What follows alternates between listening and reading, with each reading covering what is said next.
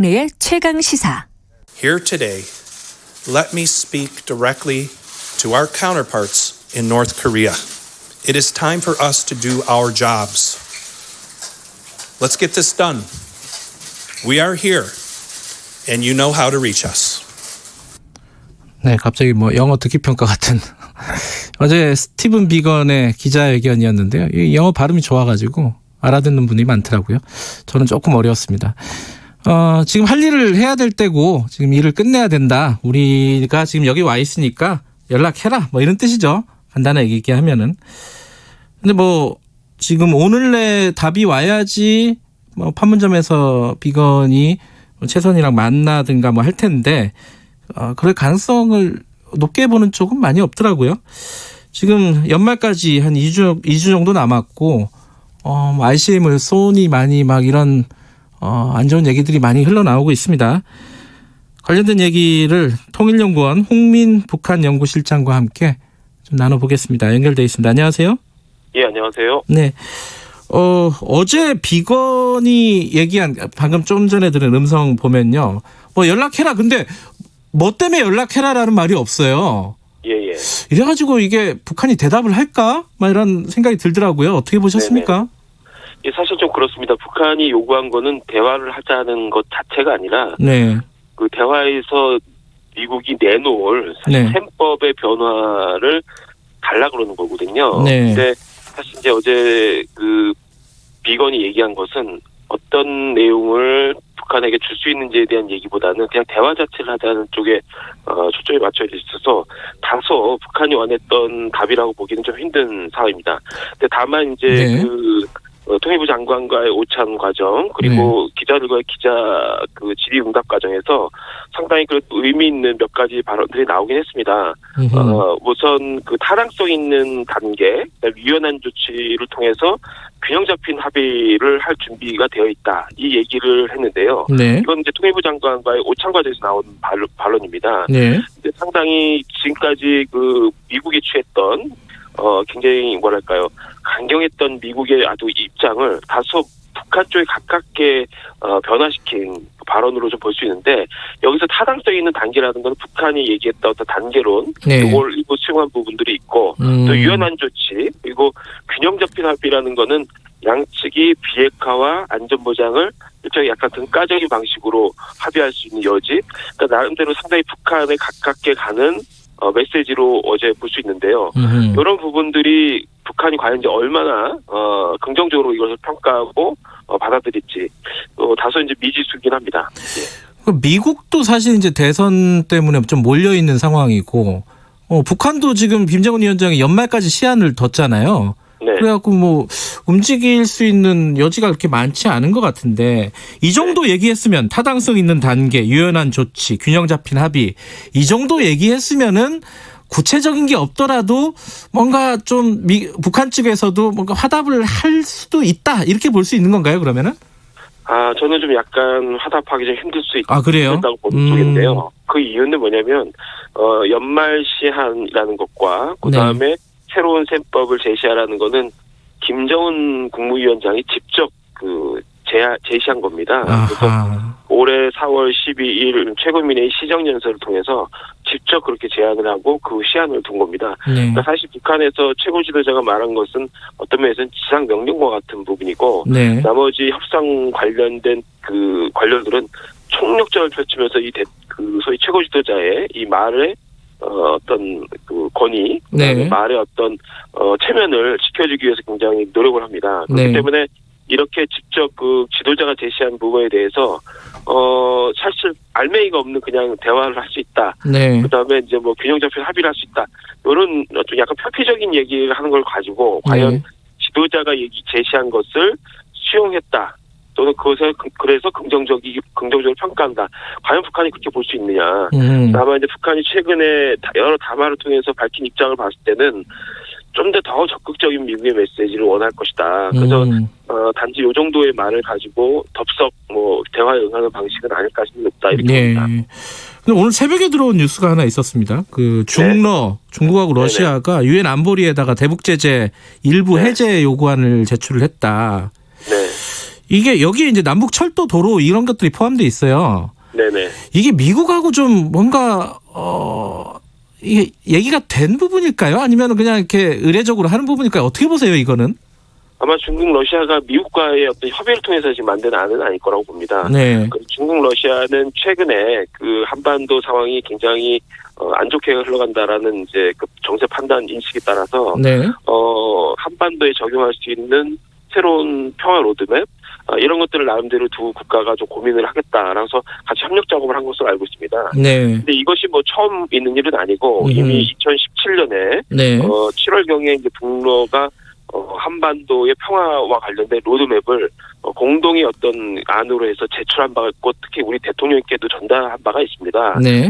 그 내용을 보면은 4단계에 거쳐서 어떻게 평화를 한반도에서 이루어야 되는지 비핵화 평화체제와 관련된 여러 가지 내용을 담은 안이었는데 네. 그 당시에 그 2017년의 상황을 반영해서 그런 안을 냈던 거를 최근에 와서 이제 변화된 2019년에 필요한 어떤 평화의 안으로 최근에 업그레이드를 하려고 했던 것으로 알고 있습니다. 네. 아마 이제 그런 관점에서 봤을 때 북한이 안전 보장, 그다음에 자신의 발전을 저해하고 있는 문제 이 부분에 대해서 가장 첨예하게 지금 미국에게 요구하고 있기 때문에 중러가 보기에는 그 문제를 풀기 위한 소위 신뢰를 서로 쌓기 위한 가장 선제적인 조치로 대북 제재 해제가 필요하다라는 네. 입장을 아마 가졌을 가능성이 높고 이것을 공식적으로 물론 이제 유엔 안보리에서 이게 통과되거나 뭐 그런 의미는 아니겠지만 어떻든 중로의 입장을 최근 이제 제시하는 부분이 있고, 네.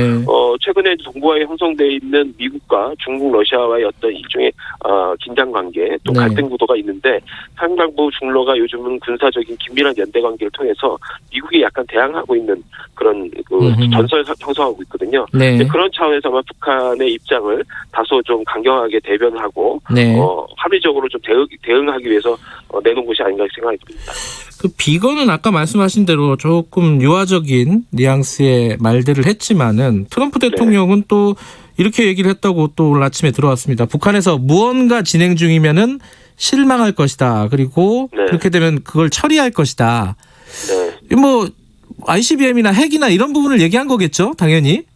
예, 그렇습니다. 지난번 그 문재인 대통령에게 직접 그 전화를 요청해서 30분간 트럼프 대통령과 문재인 대통령께서 통화를 하신 적이 있는데요. 네. 사실 그때 바로 통화할 시점쯤에 아마 북한이 동창리 서해 위성 발사장이죠. 네. 여기서 모종의 실험을 했던 시점과 그 맞물립니다. 네, 맞아요. 그래서 네. 아마도 트럼프 대통령은 다양한 미국의 정보 자산을 통해서 최근에 북한이 하고 있는 여러 군사적인 움직임을 아마 포착을 하고 있을 겁니다. 실시간으로. 네. 아마 그런 그 정보에 기초했을 때 최근에 북한이 또는 지금 현재 북한이 아마 그런 어떤 준비의 정황이 발견됐기 때문에 그것이 일단 이루어지는 순간에 지금까지의 북미가 해왔던 여러 가지 협상 노력이라든가 향후에 협상할 수 있는 여지를 거의 박탈하게 되고 북미 양측이 서로 선택지를 거의 없애는 상황이 됩니다. 그래서 아마 트럼프 대통령은 아마 그 부분 상당히 걱정하는 부분이 있을 것 같고 특히 자신이 이제 탄핵의 국면이 좀 처해 있고 또 내년에 이제 재선 레이스가 사실상 이제 1년 내내 진행될 예정이기 때문에 자신의 최대 성과로 얘기했던 핵미사일 활동이 재개된다는 것은 상당 부분 부담스러운 부분이 있죠. 그래서 아마 여기에 대해서 북한에게 일종의 경고를 좀 보내는 측면이 강하다 이렇게 봐야겠죠. 이러다가 이제 뭐 전문가들이 그런 우려들을 많이 얘기를 합니다. 그 연말에 ICBM이나 뭐 SLBM이나 이런 거를 쏘지 않을까. 네. 이럴 가능성이 있나요? 어떻게 보십니까? 이건 굉장히 걱정되는 상황인 것 같은데. 네네. 그 사실 뭐 주술사적으로 할 거다 안 할 거다 이렇게 예언하는 것은 뭐 적절하지 않은데 다만 일종의 북한의 행동 패턴이라든가 기존의 어떤 입장 그다음에 지금 조성돼 있는 환경을 봤을 때 저는 발사하지 않을 것으로 봅니다. 아하. 예, 뭐 특히 뭐 크리스마스 이브에 뭐 발사할 것이다 이렇게 예측하시는 분까지 계신데 예. 사실 이제 크리스마스 이브 24, 25는 한중일 그 정상회담이 지금 중국에서 예정입니다. 네. 그런데 북한이 역대 그 한중일 정상회담을 하는 과정 전후로 미사일을 발사했던 적이 있습니다. 그런데 이 과거에 이렇게 미사일 발사했을 때 중국이 굉장히 격노했던 적이 있습니다. 아하. 왜냐하면 자신이 하고 있는 중요한 어떤 정상회담이 이루어지는 과정에서 미사일 발사했다고 해서 굉장히 그 뭐랄까요 불쾌하게 이제 그걸 받아들인 바가 있거든요. 네. 근데 최근에 이제 북중이 정상 간에 상당한 신뢰를 쌓아가고 있는 상황인데, 네.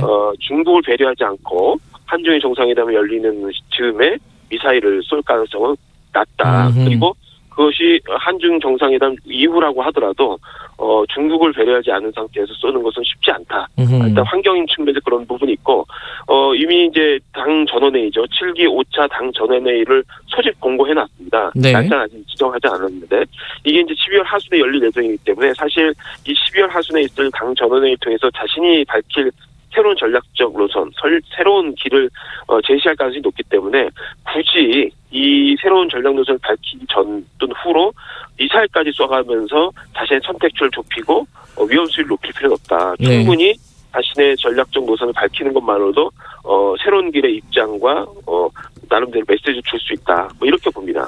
그 새로운 길이라는 게 만약에 연말까지 그 별다른 움직임 없이 이런 상태가 계속되고 북한이 새로운 길을 밝히게 되면은 그 새로운 길이라는 게 결국은 2017년 그 이전으로 돌아가겠다는 뜻인가요? 어떻게 보십니까? 저는 그렇게 보지 않습니다. 일단은 한 몇 가지 길이 가능한데요. 네. 2017년의 길로 가는 거는 과거에 이제 핵경제 병진 노선으로 돌아간다는 네. 얘기인데, 사실 그거는 새로운 길이 아니라 과거의 길이라고 볼 수 있고, 네.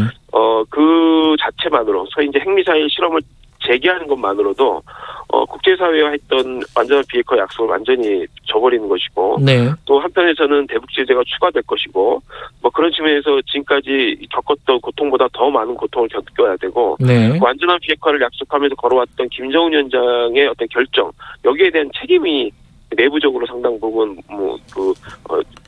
내부적으로 예. 있을 수 있습니다. 그렇기 때문에 이걸 선택했을 때는 통치자로서의 자연수명을 따져봤을 때 향후의 집권, 통치 자체가 상당 부분 부담스러울 가능성이 높죠. 네. 그래서 저는 장기적으로 이런 선택을 할 가능성은 거의 없다고 보고요. 예. 다만 그럭저럭 버티면서 지금의 핵미사일 발사를 갖다가 중단을 계속 유지한 채 그럭저럭 버티는 국면으로 갈 가능성이 일단 있다고 봅니다. 네.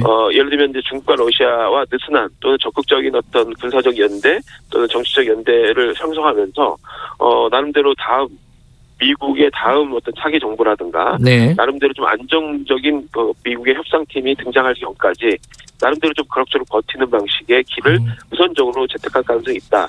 또 만약에 그 이후에 그 북미 협상이라든가 이런 여지가 상당 부분 희박하다고 볼 경우에는 네. 중국과 러시아와 나름대로 정치적으로 기술적으로 협력하는 방식의 대안적 비핵화, 소위 이제 미국과는 더 이상 비핵화할 네. 가망성이 없다. 오히려 중국, 러시아와 협력해서 우리만의 페이스와 방법으로 비핵화를 하겠다. 뭐 이런 식으로 좀 더 네. 적극적인 방식으로 자신의 길을 개척할 가능성도 배제할 수 없다고 봅니다. 알겠습니다. 그래도 그나마 연말에 그런 아주 파국적인 사건이 벌어질 가능성은 그렇게 낮다라고 보시니까 좀 안심이 되네요. 그나마. 하지만 답답한 상황인 거는 마찬가지인 것 같습니다. 네. 자, 오늘 여기까지 듣겠습니다. 고맙습니다. 예, 감사합니다. 통일연구원 홍민 북한연구실장이었습니다.